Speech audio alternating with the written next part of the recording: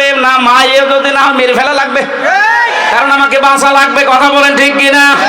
কোন জালেম যেন চেয়ারে বসতে না পারে, জালেমরা যেন ফিরে না আসে। যে জালেমরা পালিয়েছে এখনো পালাবে, ওদের তালিকা করে করে মোড়ে মোড়ে টাঙিয়ে দেবেন। যাদের কারণে আলেমরা এদেশে কথা বলতে পারে নাই, এ মাইক কেড়ে নিয়েছে, কয় আপনি কোথায়, আজকে আসেন, মাইক দিয়ে দিলাম, নেন আসেন, মাইক নেন তো দেখি কেমন সাহস আপনার, আজকে আসেন।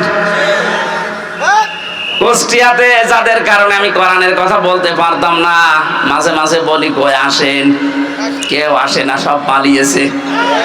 এখানে যারা ঢুকতে দেয়নি, এই মহেশপুরে আসার কথা ছিল, আল্লাহর ওলি আসতে দেয়নি।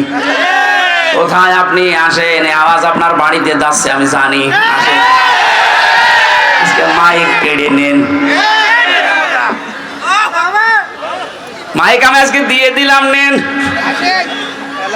2024-এর 5 আগস্টের আগ পর্যন্ত আমি জাহিলিয়াতের যোগ আমাদেরকেও বাঁকা করে রেখেছি।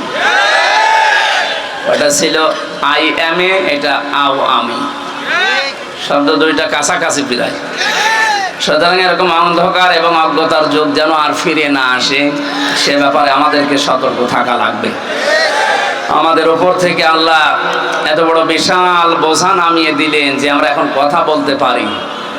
প্রশ্ন আসতে পারে আমরা কথা বলতে পারতাম না? হ্যাঁ পারতাম। আল্লাহ যে ফোর্সে বলতে বলেছিলেন ওই ফোর্সে পারতাম না। খালাকাল ইনসান আল্লামাহুল বায়ান। আল্লাহ পাক বলেন আমি মানুষ বানিয়েছি আর মানুষকে কথা বলার শক্তি আমি দিয়েছি। বিজ্ঞান এখন প্রমাণ করছে মানুষ যে কথা বলতে পারে। এই কয়েক ইঞ্চি জায়গা দিয়ে কথা বের হতে 27টা ধাক্কা লাগে। কয়টা? 27টা স্তর পার করার পর একটা কথা তৈরি হয়। এই বাক শক্তি এতদিন যারা রুদ্ধ করে রেখেছিল আল্লাহ তাদের হাত থেকে আমাদেরকে মুক্তি দিয়েছে। বলেন আলহামদুলিল্লাহ। শুধু মুক্তি দেয়নি, আল্লাহ তাদের জন্য আমার মনে হয় নতুন করে কিছু আয়াত কোরআনে কারিমে আমরা এতদিনও জানতাম কিন্তু বাস্তবতা বুঝতাম না।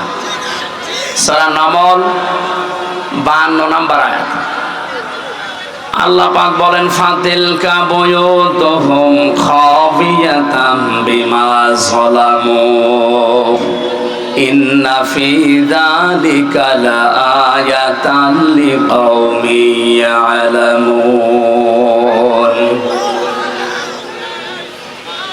আল্লাহ যেন নিজের আঙ্গুল দিয়ে আমাদেরকে দেখাচ্ছেন ফাতিলকা বুয়ুতুহুম, এই সেই ঘরগুলো, খাবিয়াতাম বিমা যালামু, যেগুলো আমি উজাড় গৃহ বানিয়ে দিয়েছি, জনশূন্য করে দিয়েছি, পরিত্যক্ত বানিয়ে দিয়েছি। বিমা যালামু, এই জালেমদের জুলুমের কারণে। ঝিনাইদহবাসী আয়াতের দিকে তাকালে 2024 সালের 5 আগস্টের দিকে তাকালে পুরাপুরি মিলে যাচ্ছে। আপনি দেখেছেন 2024-এর আগস্টের 5 তারিখের বিকাল 5টা বাজতে বাজতে এই দেশে জালেমদের যত বসবাসের জায়গা ছিল আল্লাহ সব উজাড় গৃহ বানিয়ে দিয়েছেন। কে কথা বলে না কেন? আমার কুষ্টিয়ার হানিফ সাহেবের বাড়ির দিকে তাকান, বাড়িটা এখন পরিত্যক্ত। বিকাল 5টা বাজতে বাজতে দেখলাম মানুষ পায়খানার প্যান পর্যন্ত খুলে নিয়ে চলে গেছে। এটা শুধুমাত্র কুষ্টিয়া না, 630টা থানা আছে এই দেশে। এখন যতগুলো থানায় আমি কম বেশি গেছি, কোন জালেমের ঘর দেশের মানুষ আর স্থির রাখে নাই, সব শেষ করে দিয়েছে। আল্লাহ এতটুকু বলে শেষ করে দেননি। এখন আমাদের জন্য এখান থেকে শিক্ষা কি?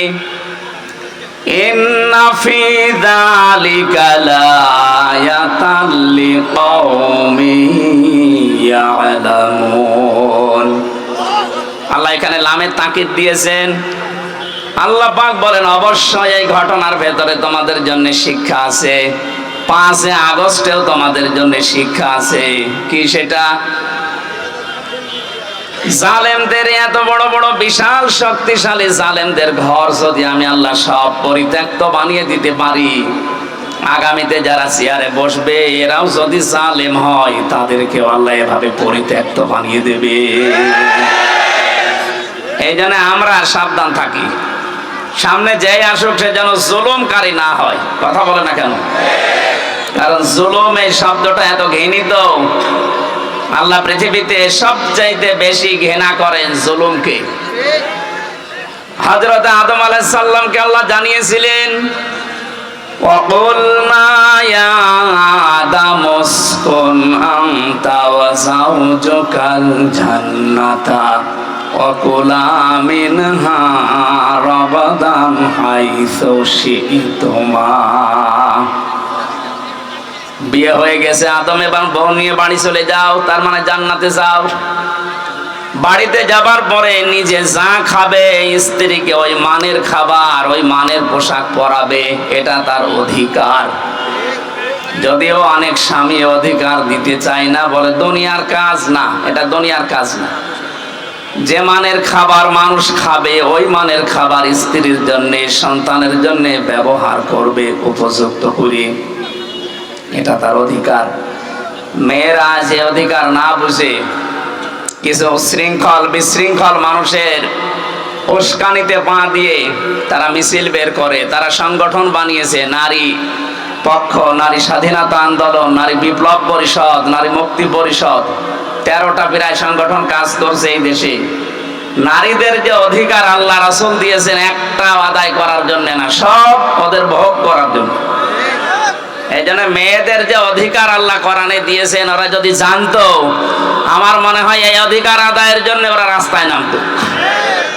সম্মানিত মা বোনেরা, যদিও ইসলাম বিরোধী যারা, ইসলামের দুশমন যারা আপনাদেরকে উল্টাপাল্টা বোঝায়, বাস্তবতা এইটা, ইসলাম সবচাইতে বেশি অধিকার আপনাকে দিয়েছেন পরিবার থেকেই।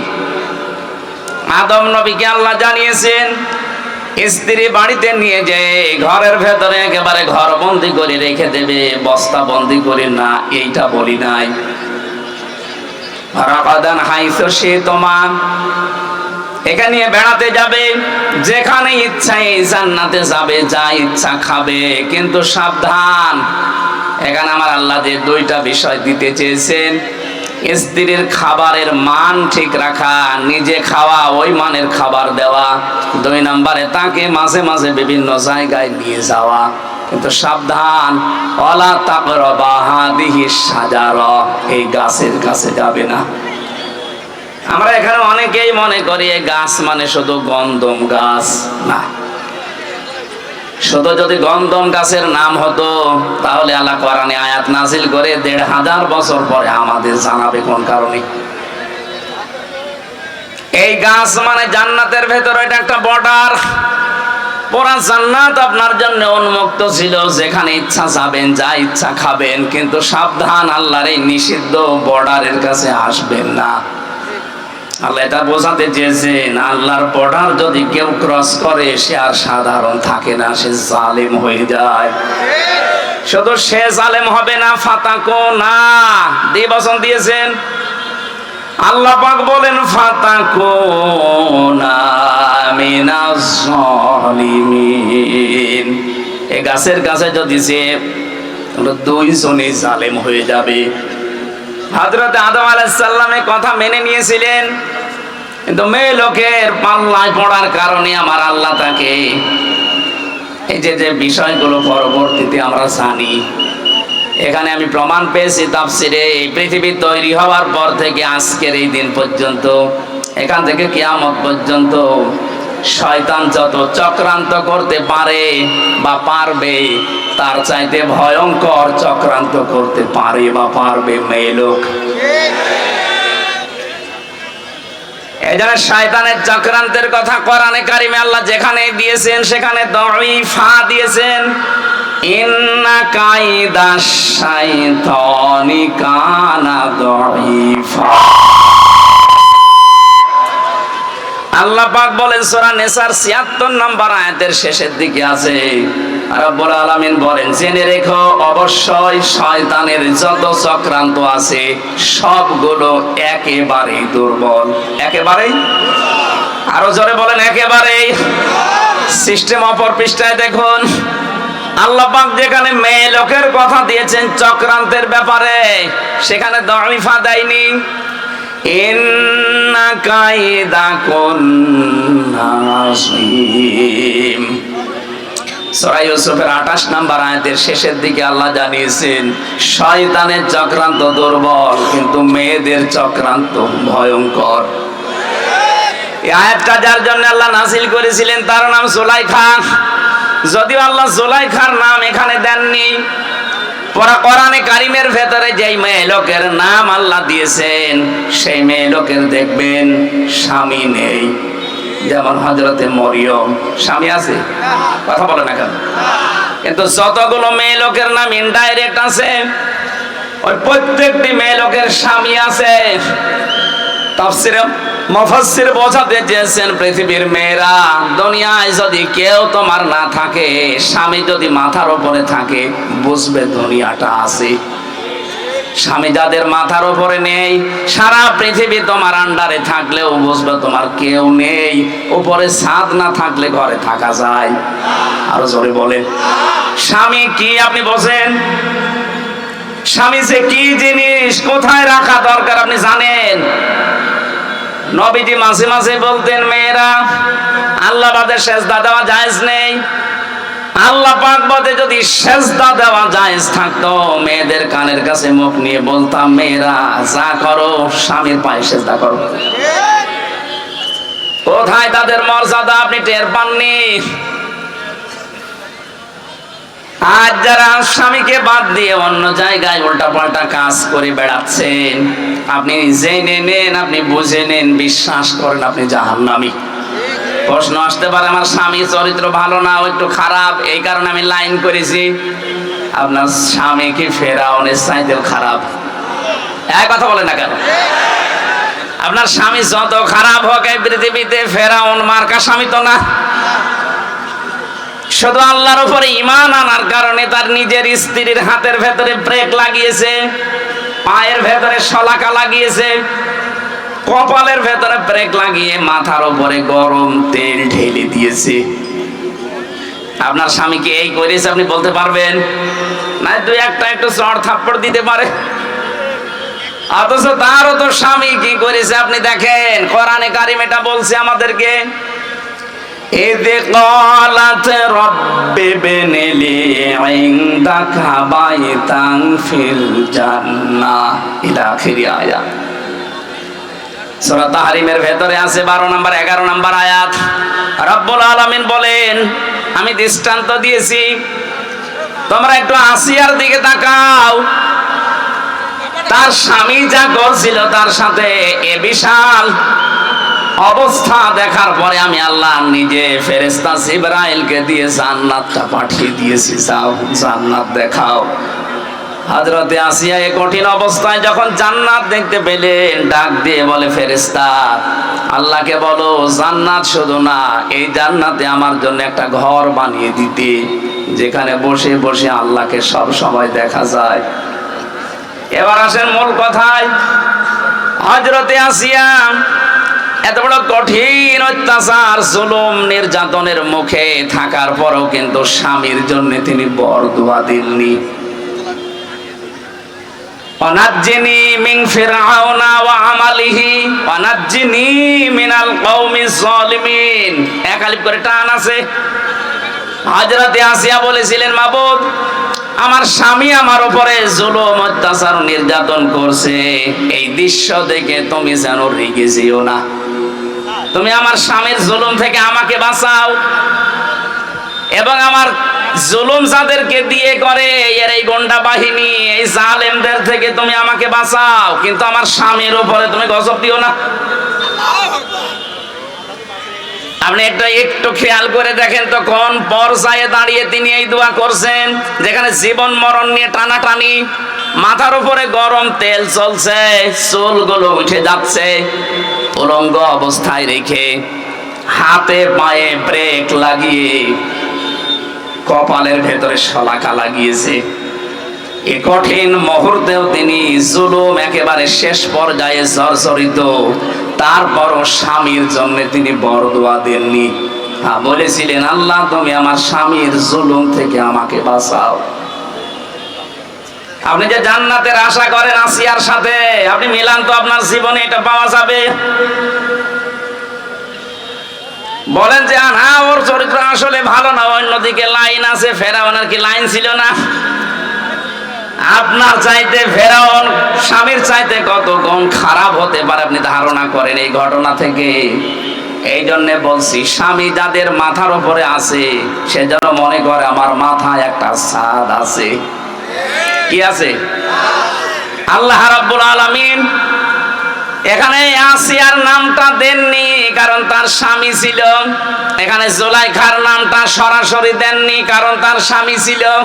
স্বামী থাকা মানে দুনিয়া থাকা। স্বামী নেই, আপনি অসহায় হয়ে পড়বেন।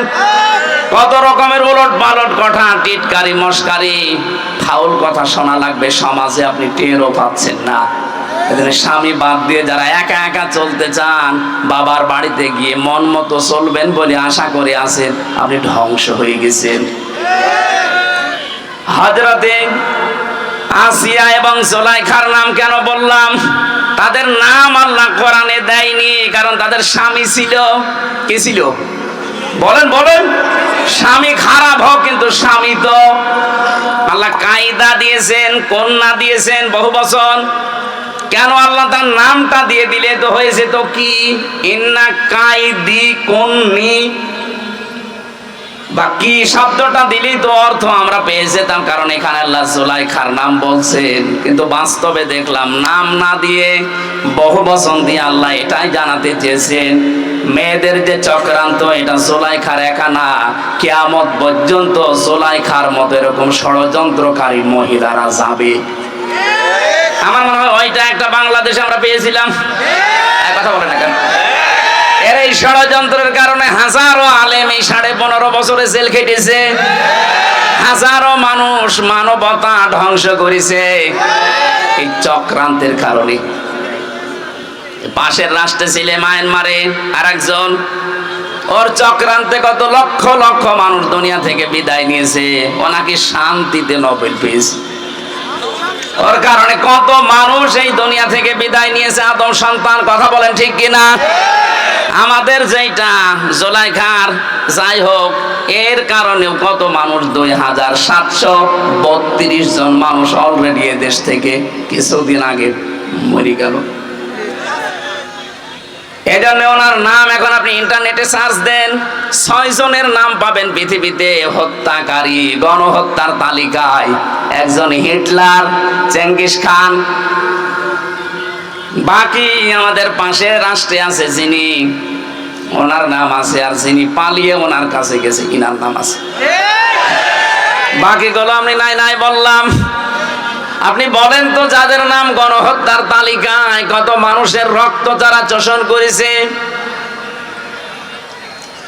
এই যে আমার ফাঁসি চাই, এই বইটা আমি পড়েছিলাম, দেখলাম ওখানে লিখেছে মতিয়ার রহমান রেন্টু সাহেব, উনি নিজে লিখে দিয়েছে যারা পালিয়েছে ওদের 2 জনের অভ্যাস চরিত্র এই ছিল, কেউ যদি মারা যেত তার রক্ত দেখে তারা খুশি হতো। আমি যেটা বোঝাতে চাচ্ছি আপনাদেরকে, মেয়েদের চক্রান্ত যেহেতু ভয়ঙ্কর, এটা বসে নেই, কিয়ামত পর্যন্ত এটা চলতে থাকবে। এই জন্য নবীজি ইন্তেকালের আগে জানিয়েছেন, এই পৃথিবীতে আমার উম্মতের জন্য সবচাইতে ভয়ঙ্কর জিনিস আমি রেখে গেলাম 2টা, তার 1 নম্বরে মেয়ে লোক। এটা থেকে আমাদেরকে খুব সতর্ক থাকা লাগবে। আজ বাংলাদেশে অনেক মেয়ে লোক এখন মেয়েতে মেয়েতে বিয়ে করবে এই স্লোগান তুলেছে। 4-5 দিন আগে কুষ্টিয়াও 2 জন ধরা পড়েছে। ওই 2 জন মেয়ে লোক বলছে আমরা পুরুষ মানুষ চাই না, আমরা মেয়েরা মেয়েরা বিয়ে করব, যদি আমাদের বিয়ে না দেন আমরা 2 জনই মরে যাব। তোমরা যদি 2 জন মেয়েরা মেয়েরা বিয়ে করো, আমরা কি করছি? কথা বলে না, আমাদের আল্লাহ কি পুতুল বানিয়েছে? আমাদের কোনো কাজ নেই দেশে? চক্রান্তে পা দেওয়া যাবে না। এই সমকামিতা এটা হারাম, হারাম এবং হারাম।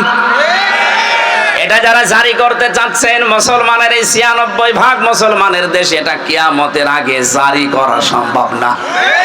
আপনাদের স্বপ্ন সাত কোনোদিন পূর্ণ হবে না একজন মুসলমানের দেশে জীবিত থাকতে। কথা বলেন ঠিক কিনা? এই জন্য আপনার মেয়েকে, আপনার বউকে, আপনার পুত্রবধূকে আপনি বেড়াতে নিয়ে যাবেন, কিন্তু সাবধান, ওয়ালা তাকরাবা হাদিহিস শাজারা। যদি আল্লাহর নিষিদ্ধ কোনো বর্ডার এসে যায়, যেমন পর্দা লঙ্ঘন, এটা একটা বর্ডার লঙ্ঘন করা। কথা বলেন না কেন? আল্লাহ পাক কোরআনে 500টা বর্ডার দিয়েছেন। আপনার মেয়ে, আপনার বউ, আপনার পুত্রবধূ, আপনার মা, আপনার বোন বেড়াতে যাবে, কোনো অসুবিধা নেই, কিন্তু এমন জায়গায় নিয়ে যাওয়া যাবে না যেখানে গেলে নিজেরও পর্দা থাকে না, বউরও পর্দা থাকে না। এরকম অনুষ্ঠান দেশে নেই? বলেন। এই যে বরযাত্রী যারা বউ মেয়ে ছেলে নিয়ে যায়, পর্দা থাকে? বলেন। 14 জন পুরুষ ছাড়া অন্য কারোর সাথে আপনি দেখা করতে পারবেন না। আপনি একজন মহিলা, কয়জন? 14 জন পুরুষ বাদ দিয়ে কারোর সাথে দেখা করলে আপনার চোখ নিম্নগামী হবে, লজ্জা স্থান পবিত্র রাখা লাগবে। আমার মনে হয় বিবাহে বরযাত্রী যারা যায় ওদের আর কিছু না হোক, চোখের সেনা হতেই আছে। আজকে থেকে এখন আর বরযাত্রী যাবেন না, কারণ এটা ইসলামে নেই। ইসলামে আছে অলিমা। জানি আপনি মানবেন না, কারণ এই দেশে অলিমা নেই, এ দেশে আছে বরযাত্রী। নবীজি বানিয়েছেন অলিমা, আর আমরা বানিয়েছে বরযাত্রী। এটা হিন্দুদের কালচার। তাফসীর মাহফিল দিয়েছেন কিছু নেওয়ার জন্য, অন্তত এইটা নবীজির কাছ থেকে নেওয়া যাবে না। আমরা যারা অন্তত ছেলের বাবা আছি, আজকে থেকে সিদ্ধান্ত নেন নবীজির বাইরের এই হিন্দুদের কাজ আমরা আজকে থেকে আর করব না। অন্তত যতদিন বেঁচে আছি কোনদিন আর বরযাত্রী যাব। কারা কারা যাবেন না হাত তোলেন তো। এই আন্দাজে হাত তুলে মরবেন, সামনে আবার যাবেন, আপনি হাত তুলে তো মুনাফিক হবেন। একেবারে অটুট সিদ্ধান্ত নেন, জীবনে বরযাত্রী যাব না। তারা তোলেন না, হাত তুলছেন না, তার মানে এলাকায় সমস্যা আছে। সমস্যা থাক, আপনার মানার দরকার নেই ভাই। আমার ওয়াজ করার দরকার করে যায়, আপনি শোনার দরকার শুনে যান। কি আশ্চর্য গো! অলিমা করবেন কারা কারা? অলিমায় যাবেন হাত তোলেন তো। হ্যাঁ, বোঝা গেছে। খাওয়া যেখানে আমরা সেখানে। ইসলাম এই দেশে আমরা এমন ভাবেই মানছি যে ইসলামে খাওয়া আছে সেখানে আমরা আছি, খাওয়া নেই সে যত বড় ইসলাম হোক ওখানে আমরা নেই। কথা বলে না কেন? আপনি ইসলামের নিয়ম নীতিগুলো দেখেন, এদেশে যা পালন হয়, মানুষ মরে গেলে খাওয়া, মানুষ জন্ম নিলেও মুসলমানি দেয়, এরপরে খাওয়া, জন্মের দিনও খাওয়া, সবে বরাতে খাওয়া, সবে মেরাজে খাওয়া, সবে কদরে খাওয়া, দই রোজায়, দই ঈদে খাওয়া, কেউ দাওয়াত দিলে সে যে অনুষ্ঠানেই হোক শুধু খাওয়া। বলেন, খাওয়া ছাড়া ইবাদত দেশে কি আছে? যেটা ইবাদত সেটা কিন্তু নেই। কি সেটা কি? আমরা আজকের আয়াত দিয়ে প্রমাণ করব ইনশাআল্লাহ। তাহলে আদম আলাইহিস সালামকে আল্লাহ বর্ডার দিয়েছিলেন, বর্ডার পার হলে আপনি জালেম হয়ে যাবেন। আমাদের সামনে সে বর্ডার আছে না বর্ডার উঠে গেছে? আরো জোরে বলেন। এজন্য আমরা এই 500 বর্ডার দুনিয়ায় দেওয়া আছে, বর্ডারের কাছে পর্যন্ত যেতে পারেন, বর্ডার যেন পার না হয়, ক্রস না হয়। বর্ডার ক্রস হলে আপনি জালেম হয়ে উঠবেন। যেহেতু আল্লাহর কাছে সবচাইতে ঘৃণিত জালেম কারা? আরো জোরে বলেন। এজন্য আগামীতে যারাই আসবেন এই লামে তাকিদ দিয়ে আমি এইটাই বোঝাতে চাচ্ছিলাম এতক্ষণ, আমি যাই করি অন্তত যেন জালেম হয়ে না যায়। অনেকে তো এখনো আন্টি শান্তি বসে বসে আছে, আর একটু পাইছি আর দেখেন কি করি। না, জুলুম করা যাবে না, তাহলে আপনার বাড়ি ঘরও এরকম পরিত্যক্ত হয়ে যাবে হানিফের মতো। এ জেলায় হয়েছে কিনা আমি জানি না, আমার মনে হয় সব গড়িয়ে দিয়েছেন আপনারা। কারণ জালেমদের ওগুলো চিহ্ন রাখে না, আল্লাহ নিজে ফাকতি আদাবিরুল কওমিল্লাযিনা যালামু, জালেমদের গোড়া কেটে দেয় কে? আমি আবার বলছি, যাই করি এই উম্মত যেন জালেম হয়ে না যায়। যদি জুলুম করে ফেলেন তামাম দুনিয়া আমাদের পক্ষে থাকলেও আল্লাহ বিপক্ষে চলে যাবে। আর যদি আমরা জালেম না হয়ে যদি মাজলুম হতে পারি, এতদিন যা মাজলুম অবস্থায় ছিলাম, সারা পৃথিবীতে এখন সবচেয়ে বেশি মাজলুম জাতি আমরা মুসলিমরা। যারা মানবাধিকারের কথা বলে আমাদের পাশের এই দাদা বাবুরা, সবচাইতে বেশি মানবাধিকার লঙ্ঘন হয় তাদের দেশে। আপনি দেখেন, ওরা আমাদেরকে এই কথা জানায় যে আমাদের দেশে সংখ্যালঘু নির্যাতন হয়। এটা মিথ্যা কথা। ইসকনের বিরুদ্ধে যেটা হয়েছে, এটারা হিন্দু না। এটা হিন্দু কিসের? ইসকন হিন্দুদের সংগঠন নয়। এর প্রতিষ্ঠাতা যেই লোকটা, প্রভুপাদ স্বামী, একটা ইহুদি, খ্রিস্টান চার্চে লেখাপড়া করে হিন্দুদের কিছু মানুষকে মোটিভেশন করে ও একটা নতুন হিন্দুদের ধর্মের বদনাম করার জন্য এই কাজটা আরম্ভ করেছিল। সুতরাং ইসকনের নাম নিয়ে আপনি বিশৃঙ্খলা করবেন, আপনাদেরকে কিছু বললে আপনি তারা দুনিয়ায় জানাবেন যে আমাদের সংখ্যালঘু নির্যাতন হচ্ছে। আজকে ভারতে তাকান, অনেক মসজিদ ভেঙ্গে ভেঙ্গে তারা আজ মন্দির বানাচ্ছে। এই কথা বলেন না কেন? বাংলাদেশে ইতিহাস আছে যে কোন মন্দির ভেঙে আমরা আজ পর্যন্ত মসজিদ বানিয়েছি?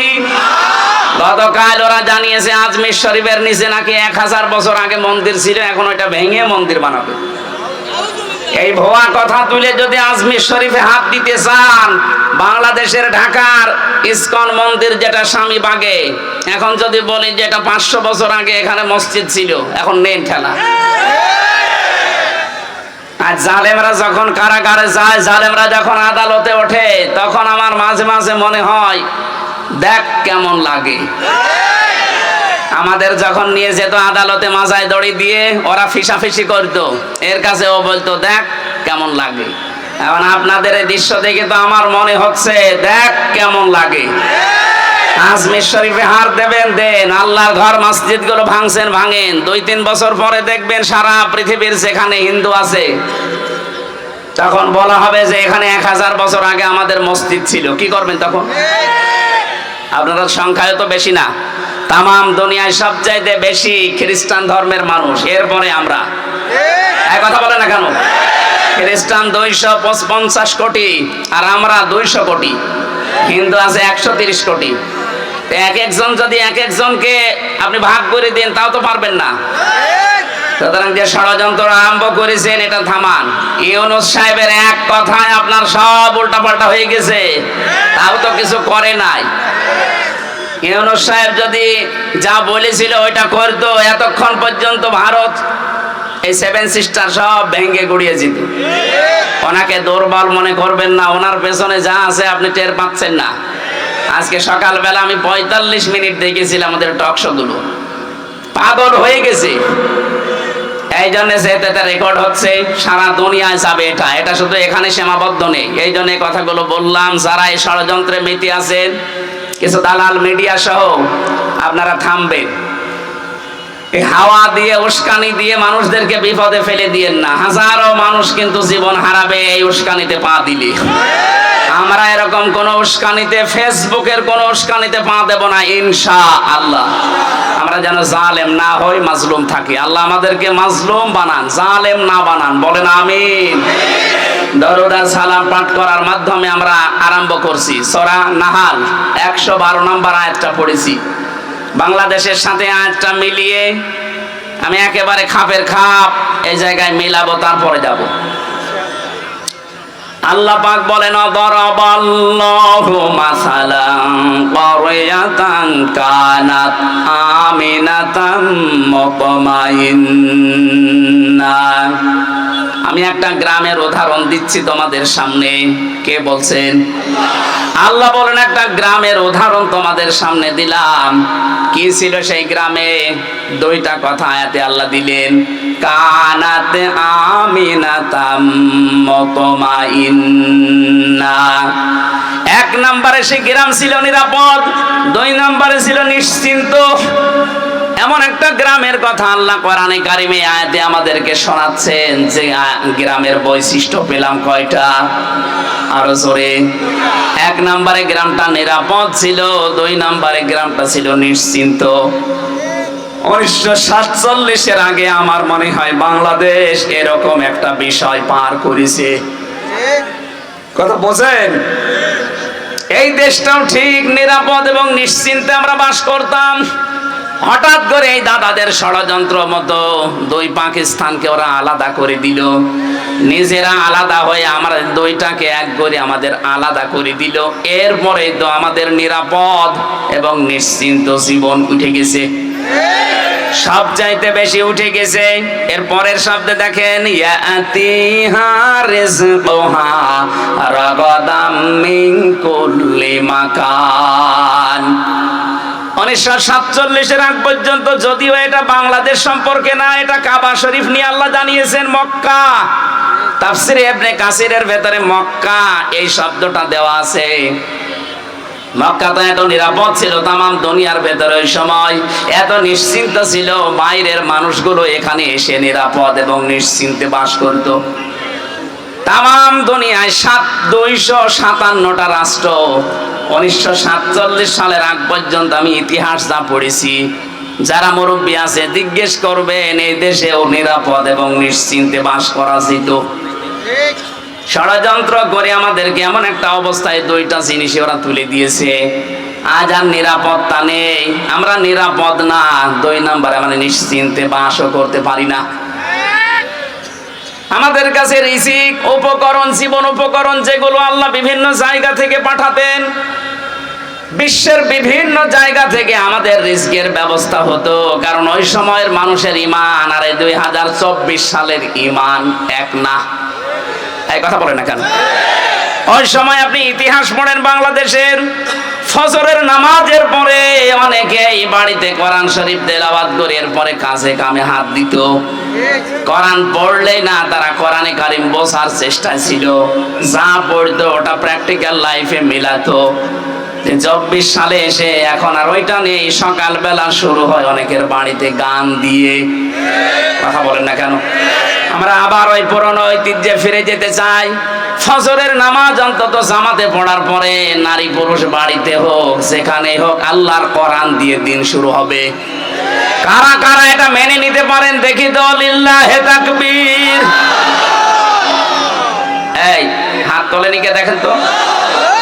আলহামদুলিল্লাহ। থাক, এই মাহফিল সাকসেস হবে যদি সকাল থেকে আমল শুরু হয়। আর এটা করার জন্য আপনারা এই মাদ্রাসা প্রতিষ্ঠা, এখানে কোরআন শেখানো হয় না। সুতরাং আমি আশা করব ছেলেদেরকে মেয়েদেরকে অভ্যাস গড়ে তুলতে হলে এরকম জায়গায় দেবেন, এখান থেকে আল্লাহর কোরআন জানবে, বুঝবে, পড়বে, সকালবেলা থেকে আমল শুরু করবে। তাহলে আপনার পরিবারের, সমাজে, রাষ্ট্রে একটা নিরাপদ এবং নিশ্চিন্তে বসবাসের গ্যারান্টি আমার আল্লাহ আপনাকে দিয়ে দেবেন। কারণ নিরাপত্তা এবং নিশ্চিন্ত শহর বানাতে পারেন কে? কোরআনে কারিমে আল্লাহ জানিয়েছেন, ওয়ামান দাখালাহু কানা আমিনা। এই ভালো করে খেয়াল করেন, ওয়ামান দাখালাহু কানা আমিনা। আল্লাহ পাক বলেন, এই যে কাবা শরীফ যেটা, এখানে আসলে সে নিরাপদ। এখানে আসলে কি নিরাপদ? কেন? কারণ এই জায়গাটা কন্ট্রোল করছে আল্লাহ ফেরেশতাদেরকে দিয়ে। এই পৃথিবীতে একটাই জায়গা যেখানে তাকিয়ে থাকলে সওয়াব পাওয়া যায়, কাবা শরীফ। যতক্ষণ তাকিয়ে থাকবেন সগীরা গুনাহগুলো আল্লাহ সরিয়ে দেবে, আর একটা একটা করে নেকি লিখতে থাকবে। এখানে এরিয়ার ভেতরে কেউ প্রবেশ করলে সে নিরাপদ পেয়ে যায়, নিরাপত্তা পেয়ে যায়। এটা দেন কে? আরো জোরে বলেন। বাংলাদেশ তো আর কাবা শরীফ না, এই কথা বলেন না কেন? 6000 কিলোমিটার দূর আমরা কাবা থেকে। ওখানে গেলে যেহেতু নিরাপত্তা পাওয়া যায়, স্বস্তি পাওয়া যায়, শান্তি পাওয়া যায়, ভয় দূর হয়ে যায়। তাহলে আমাদের এই 56,000 বর্গ মাইল যদি আমরা নিরাপত্তা দিতে চাই, আল্লাহর কোনো ঔষধ নেই। সূরা আনআম 82 নম্বর আয়াত ভালো করে বাড়িতে মিলাবেন। আল্লাহ পাক বলেন, আল্লাযীনা আমানু ওয়া লাম ইয়ালবিসু ঈমানাহুম বিযুলমিন উলাইকা লাহুমুল আমনু ওয়া হুম মুহতাদুন। বলেন আল্লাহু আকবার। আল্লাহ বলেন, যারা ঈমান আনে আর ঈমানের সাথে কোনো মানুষ যদি তাদের শিরককে মিশ্রণ না করে, আমি আল্লাহ এই মানুষগুলো উলাইকা, যারা এখানে আলেম আছে, উলাইকা দিয়েছেন আল্লাহ যেন এভাবে ইশারা দিয়ে জানিয়েছেন উলাইকা, এই মহেশপুরের জলিলপুরের এলাকার এই মানুষগুলো লাহুমুল আমনু, এদের জন্য নিরাপত্তা। তাহলে আমরা যদি বাংলাদেশের 56,000 বর্গ মাইলকে শান্তি স্বস্তি নিরাপত্তা দিয়ে ঢেকে রাখতে চাই, এ দেশ থেকে জুলুম আর শিরিক বিদায় করা লাগবে। কথা বলেন না কেন? এদেশে জুলুম আছে না নেই? শিরিক আছে না নেই? সব চাইতে বড় শিরিক আমার আল্লাহর সাথে এখনো অনেকে করছেন, নাকি এটা বলবো না? আমি আগে আয়াতটা বলি, তারপরে আমার গাড়ি আর দোষ আসবে না। এটা আয়াত নাম্বার 65 নাম্বার আয়াত, এটা সূরা জুমারের। আগে আয়াতটার দলিল বলি, বাণিজ্য আপনি মেলাবেন, তারপরে আপনার নিজের উপরে দোষ ফেলবেন, আমার উপরে না। ওয়ালাকাদ উহিয়া ইলাইকা ওয়া ইলাল্লাযীনা মিন ক্বাবলিকা লাইন আশরাকতা লা ইয়াহবাতান্না আমালুকা ওয়া লা তাকুনান্না মিনাল খাসিরিন। আল্লাহ পাক বলেন, অবশ্যই হে নবী আপনার প্রতি আমি ওহী করলাম, আপনার প্রতি আমি ওহী করলাম, এইটা আপনার পূর্বে যারা দুনিয়ায় এসেছিল তাদের প্রতি আমি একই ওহী করেছিলাম। দুনিয়াতে যাই করেন না কেন, লাইন আশরাকতা, আপনিও যদি শিরিক করেন, কে বলছেন? কাকে বলছেন? এই ভালো করে শুনেন, এটা কে বলছেন বলেন তো? কাকে বলছেন? রাসূলুল্লাহ। কাকে?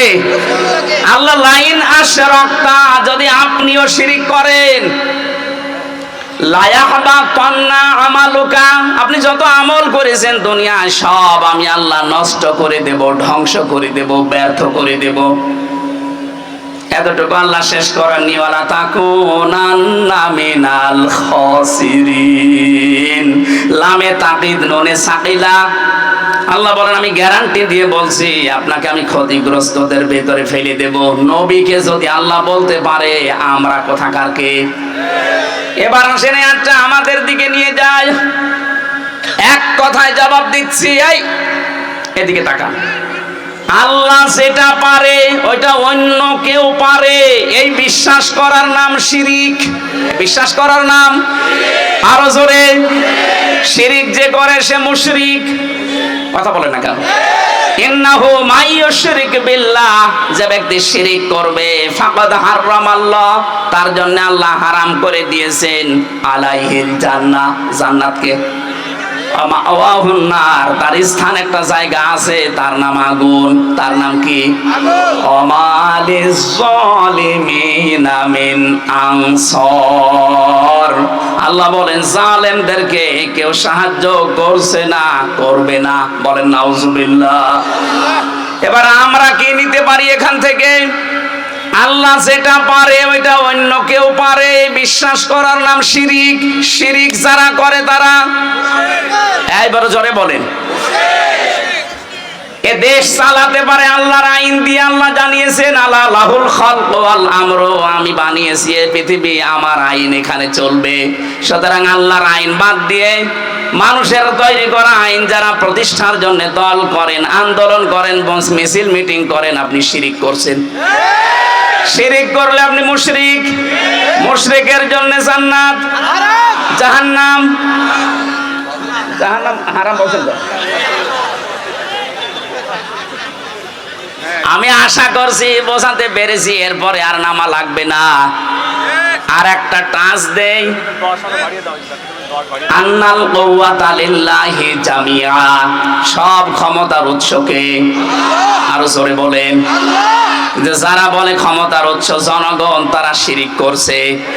শিরিক করলে লোকটা মুশরিক হয়ে গেলে লোকটা, আর কি বলা যায় বলেন তো?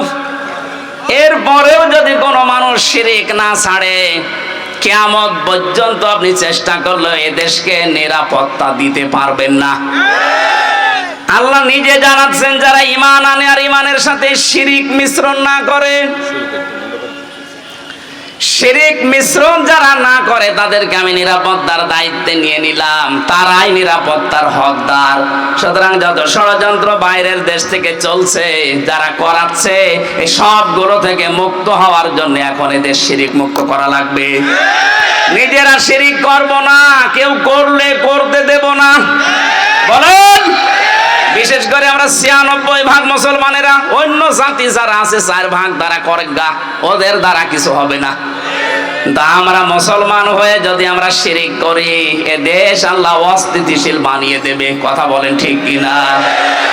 আল্লাহ পাক বলেন আমি রিজিক পাঠাতাম বিভিন্ন জায়গা থেকে তাদের কাছে, কিন্তু তারা সব চাইতে বড় নাফরমানি করেছিল। ফাকা ফারাতে বিআনউমিল্লাহ,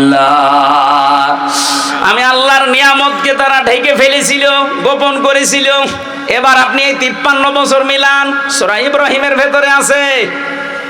আল্লাহ রাব্বুল আলামিন বলেন আলাম তারো ইলাল্লাযীনা বাদদালু নি'মাতাল্লাহি কুফরা ওয়া আহাল্লু কওমাহুম দারাল বাওয়ার জাহান্নামা ইয়াসলাউনাহা ওয়া বিইসাল করার। নবী আপনি কি ওদের দিকে দেখেননি যে মানুষগুলো আল্লাহর নিয়ামতকে বদল করে ফেলেছিল, পাল্টিয়ে ফেলেছিল?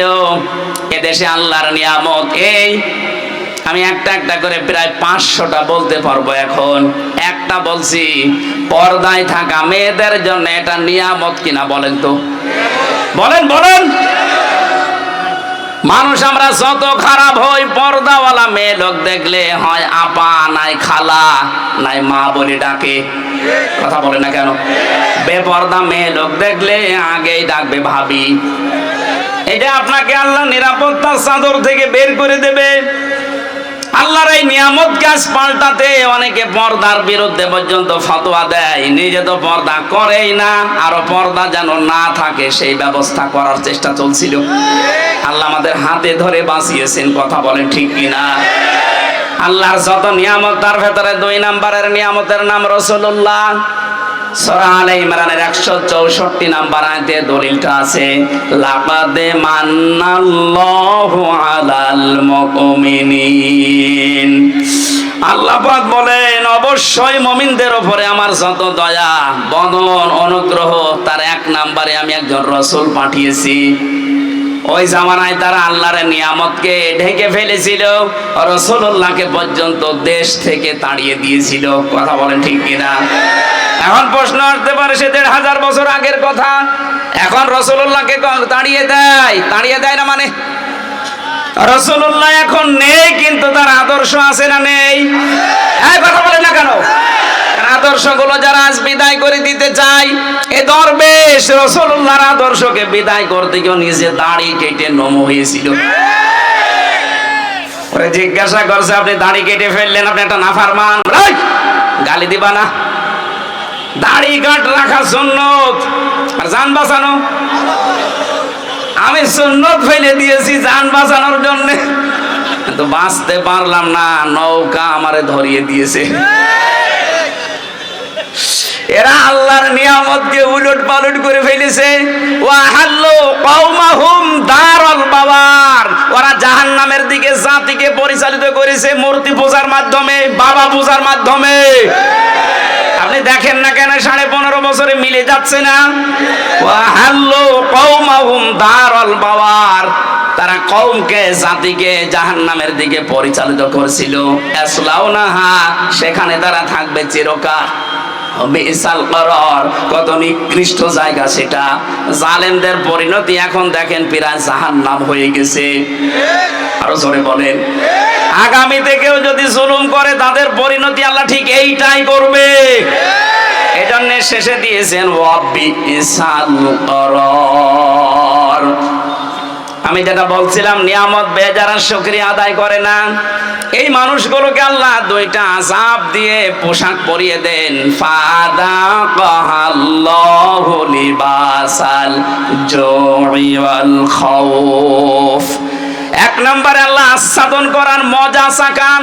এত নিয়ামত দেওয়ার পরও যখন মানুষ মানে না, তার এক নাম্বার শাস্তি হিসাবে আল্লাহ ক্ষোধা দেয়, দুই নম্বরে ভয় দেয়। বিমা কানু ইয়াসনাউন, কারণ তারা যা করেছে এর প্রতিদান এইটা। এদেশে 15.5 বছরে আলেমদের উপরে যত জুলুম অত্যাচার নির্যাতন হয়েছে, বাংলাদেশ স্বাধীন হওয়ার পর থেকে এত বেশি হয়নি। কথা বলেন ঠিক কিনা? ওই জামানায় তারা রাসূলুল্লাহকে মানে নাই, কষ্ট দিয়েছে। এই জন্য আল্লাহ ভয়ের পোশাক, ক্ষোধার পোশাক তাদেরকে পরিয়েছেন। এই জামানায় যারা রাসূলের নেই, কিন্তু রাসূলের উত্তরাধিকারী আলেমরা আছে, এদেরকে যারা সম্মান দেয় না, এদের মতামত নেয় না, এদেরকে আরো জুলুম নির্যাতন অত্যাচারের জর্জরিত করে, তাদের জন্য আল্লাহর শাস্তি দুইটা। এক নম্বরে দুর্ভিক্ষ, খাবার থাকলে আপনি খেতে পারবেন না। জেলখানা এখন যারা আছে, এই যে জালেমগুলো ধরা পড়েছে, আপনি তাকান, এদের টাকা পয়সা কম নেই।